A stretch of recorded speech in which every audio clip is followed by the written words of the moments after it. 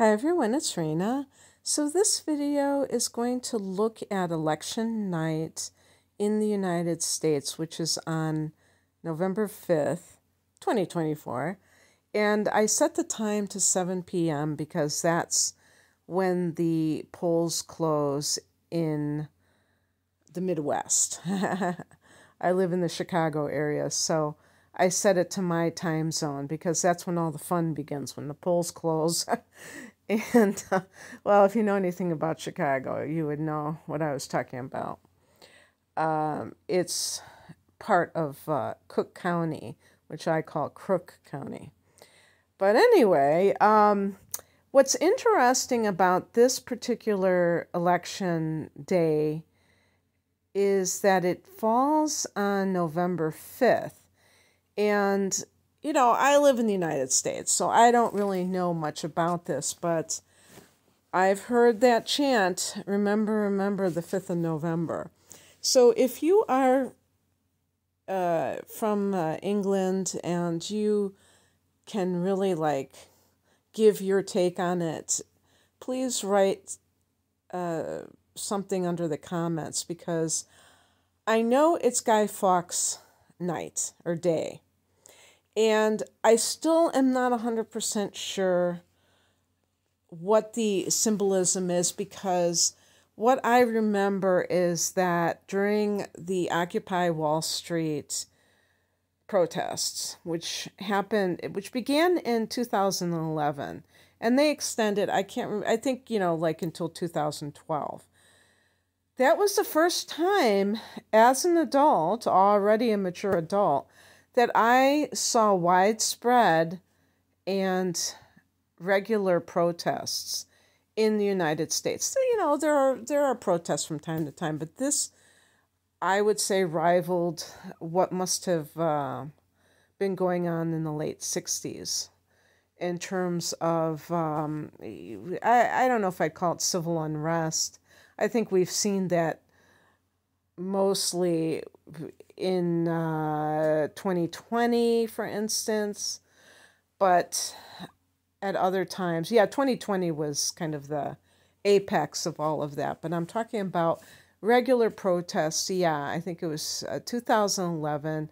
I actually attended one of them, but I did not actually march in the protests. I just observed from another location because I didn't want to be photographed by the CIA or whoever was around. I saw people that looked like feds taking pictures of people, and I'm like, nah, I'm not down with that. Because really those protests, I believe, could have been hijacked too.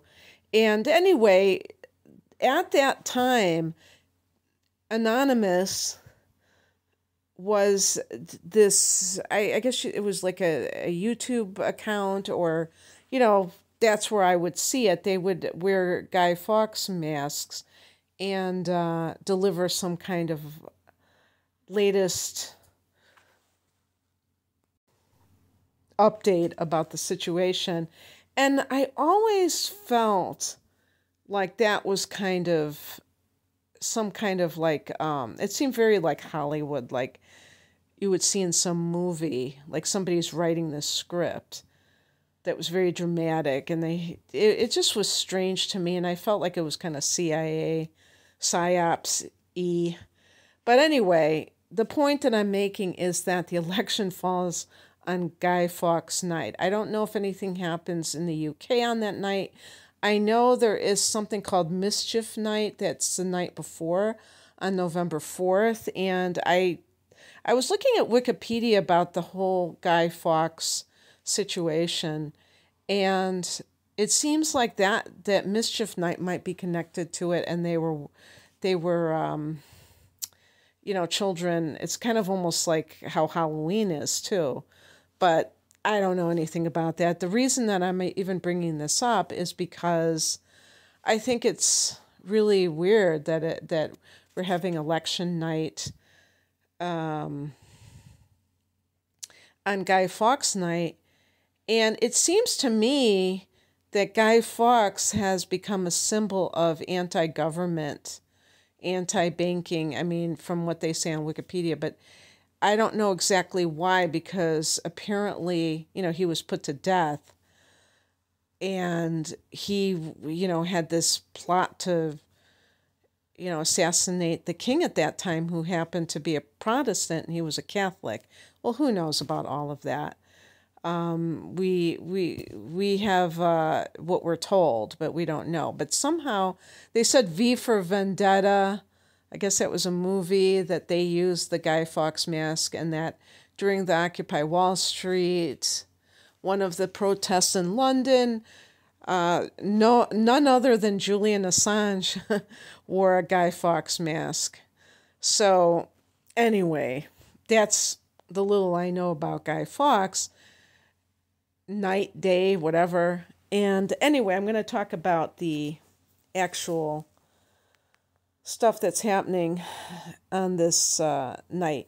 I'm not much of a mundane astrologer, that's for sure. There are some people, some astrologers who specialize in kind of like the events that are happening in the world and looking at the astrological information for that time. But I still, I can do it in a very basic sort of way, and it's always kind of interesting to explore it nonetheless. So November 5th is during when the sun is in Scorpio, and Scorpio is a sign that is known for, secrets coming out, being secretive, sketchy stuff. And it's not that Scorpio itself is a sketchy sign, but its rulers are Pluto and Mars, and both of these signs in their own way can be connected to bringing out what lies beneath. Mars is just like that warrior energy that is going to do so, is going to be, whatever the person has a passion for, they're going to bring out. And Pluto is the Lord of the underworld. So anything that is impure, that needs to be purged, that's what Pluto's specialty is. Again, the moon is at this time in Capricorn. I say again because I want to mention that this is my time zone, and this is 5 degrees of Capricorn at 7 p.m. If I, put the time at 3 o'clock in the morning on the 5th, maybe it would be in Sagittarius. So I'm specifically looking at it. Yeah, I mean, I'm sure it was in Sagittarius earlier in the day and then went to Capricorn. So what's significant about this is that Capricorn is about structures. Pluto is at that anaretic degree, the 29th degree. It's 47 minutes, so it's really, really poised to leave the sign of Capricorn forever in our lifetime. And these are the structures. This can be government, all of this stuff that is crumbling, that is no longer viable. And Pluto goes into Aquarius on the 19th of November, and that will be power to the people. Aquarius is the collective, the populace, it's populist type of energy. And I think that's the Aquarian age. And I haven't heard other people talking about Pluto being in Aquarius as the beginning of the Aquarian age. But as far as I'm concerned, especially since it's a generational planet that will be in play for 20 years, I think that is definitely an era and definitely speaks to what we're talking about in terms of the Aquarius energy and ideal. But anyway, Mercury and Venus are in Sagittarius, and this is significant, especially with Mercury, because Mercury is news, Mercury is communication, and when it's in Sag, it is about truth. It's about truth first and foremost. So anyone trying to deceive is going to find out the hard way that it's not going to work. And by the way, Jupiter is in Gemini, and it's, Jupiter's not being aspected by Mercury because they're too far apart. But still, we have what I would call blessing or protection of Jupiter being in Gemini. So it's very supportive of anything like that's news related to be infused with positive energy at this time. Not to say that we still won't be getting the fake news and all of that, but at the very least, we're going to be experiencing truth maybe being revealed or being championed. I'm not going to talk too much about Venus. That is in Sag, though, too. Mars is at 0 degrees of Leo. Now, when I look at the aspects, there is an opposition from Mars to Pluto, which is tricky because both of these planets in Vedic astrology are called malefic planets. I would simply call them challenging planets. And what that can mean is that we have to be careful about any kind of aggressive behavior, and this could be on anyone's parts. This could be the government. This could be the military. Mars could be the military. Pluto could be the deep state. Anything that is undercover and maybe is presenting itself as something other than what it truly is. But all of these factions, because you could have a military faction that is what we call in the truther community white hats, the ones who are on the public side. But you see, the problem at this time that's going to be really hairy is that there are some people that are totally believing something completely different. Like even some people who are listening to me now, you might say, oh, wow, I didn't know Raina was one of those people. Luckily, I don't get too many comments like that when I make these kind of videos and I allude to my own beliefs. Because I'm not ashamed of my beliefs, but I'm not here to shove my ideas down other people's throats. I really am not.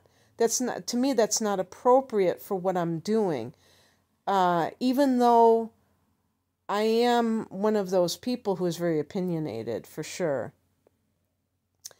But the thing is that other spiritual teachers talk of the bifurcation. And basically what this involves is the split among the people when it comes to one reality versus another. And each one is accusing the other one of being asleep, of being sheep. It's really surreal. I mean, it's really, really surreal. And I've never seen anything like it in my life. Never, ever. And the problem is that the people who think that they are in the right but are not will find out. I don't know if it'll be on election night or, drip, drip, drip, because I'm recording this the day before the full, or the night before the full moon in Aries. I'm recording this on the 16th of October. November 5th is almost 3 weeks away. A lot is probably going to happen between now and then. I pray it will not be anything, cataclysmic, catastrophic, because I don't know about anyone else, but I have like butterflies in my stomach because I know what this is all about. I know we're down to the wire, and I'm just like, okay, what's going to happen next? We had 2 hurricanes, and yes, I'm making this United States centric, and I'm sorry, but this is election night in the United States, so I'm not, focusing on the rest of the world. But anyway, yeah, so a lot could happen, and I hope a lot of people will listen to this right around that full moon in Aries time, just to kind of get a taste of it, because we have no idea exactly what's going to happen. But the point is that there are different factions. There are some people who don't believe that a certain candidate should be anywhere. Well, both, yeah, actually, both sides think that the other candidate shouldn't be anywhere near the White House. And the problem is that if one of them gets in, I don't think that, see, this is the weird thing about it, is that if one candidate gets in, they're probably, that the other side doesn't want, they will probably not riot. But if another candidate gets in, the other side could riot. And it might not be organic. It might be, like kind of fomented to create this theme of like, oh yeah, the public does not want this candidate to get in. But really, they totally do. Well, at least more than not. And so it's really like we really don't know how any of this is going to go down. Some people, I've watched some psychics, they don't think that the election's even going to take place. And that's entirely possible. There might be something that happens before the election that, quote unquote, forces everything to get shut down. In 2020, the shutdown was COVID. Okay. Or as I call it, the scamdemic. Now we have this, crapshoot about what might be chosen to use as an excuse. Hopefully not anything, but you never know. So I just want to point out that opposition is occurring, so it can be, kind of like a volatile time, for sure, at the very least. And another hard angle is the moon squaring Neptune, which can mean that some people's emotions can be very diluted, meaning that they're expressing emotion from a diluted place. They're being deceived, and that is causing them to be emotionally triggered, but they don't realize that they are being deceived and that their emotions are coming from this agent of deception. So what I would say to all of us is that we need to keep our wits about us.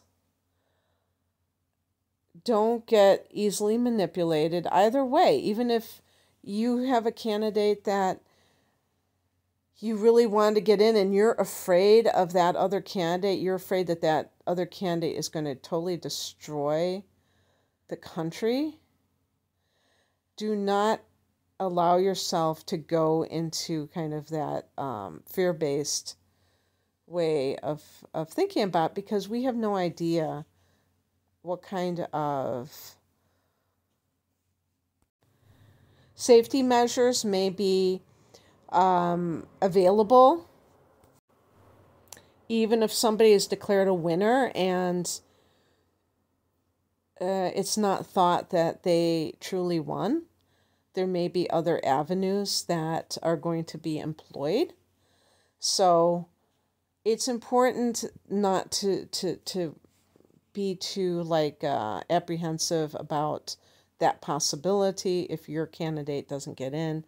And also, I wanted to talk about Mars being in at 0 degrees of Leo. So when I talked about that opposition between Mars and Pluto, Pluto being at 29 degrees of Capricorn, it's actually an out of sign opposition, but that's 0 degrees of Leo is right next to 29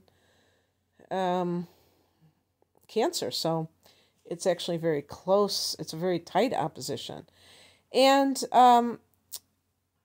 Leo is a sign of pride. But what does pride really mean? It really means to me dignity. And dignity for the human condition. I feel that humanity, and we could talk about humanity as a whole, but I want to talk specifically about the United States, that we have been treated like dirt for years now. And now is the time for us to regain our dignity. And I'm talking about the American people have been insulted by certain policies that have not respected Americans. And I feel like the lion is rising up. So you can carry yourself as a lion on November 5th. Instead of being that sheep that is cowering. And I love sheep, don't get me wrong, but the lion is proud and it's courageous. And it is, full of self-love. It doesn't have to be arrogance. It can be love of self that also extends to everyone else. Venus is trining Chiron at this time, and I feel like that's a healing energy. Jupiter is also sextiling Chiron. Pluto squaring it, so we still have some of the remnants of the old guard that we have to clean out. That really, when we talk about that wound, that Pluto wound, don't forget that Chiron is in Aries. And Aries is the ruler of the first house of the self, and stands for freedom, individuality, and, Chiron is that wounded healer. And with Pluto, with these things coming out, these revelations, which could very well, be brought out before the election, some of these revelations, because I'm only doing a snapshot of that particular time when the polls close in the Midwest. And there could be a lot that's happening before then. That people who really invested a lot of their sense of safety and belief in certain other people, certain prominent people, could have this cognitive dissonance, but actually downright, what would you call it? Like a trauma, that they believed in certain things and it turned out that it wasn't true, or certain people they invested, even financially donated money to certain people or certain causes, and it was actually working against them, or people who were working against them. And it's not pleasant. It's certainly, I think for all of us, it's one of those things. It's like lancing a boil, and that's what Pluto is all about. But the Chiron, it's yeah, that square, how do you heal? Well, it takes, bringing that stuff that's festering, just kind of like lancing that festering wound, so all of that pus can ooze out and you can clean the wound. Oh, I know that's gross. I'm recording this during the dinner hour. But yeah, so I just wanted to touch upon a few of these things, not to get too deep into it, because I feel like there's a lot of energy building, and the fact that this is in the sign of Scorpio, as is election day every year when we have presidential, every 4 years in the United States, it is a very intense time because it can be the changing of the guard. So anyway, all the best to you. Thanks for listening. Take care.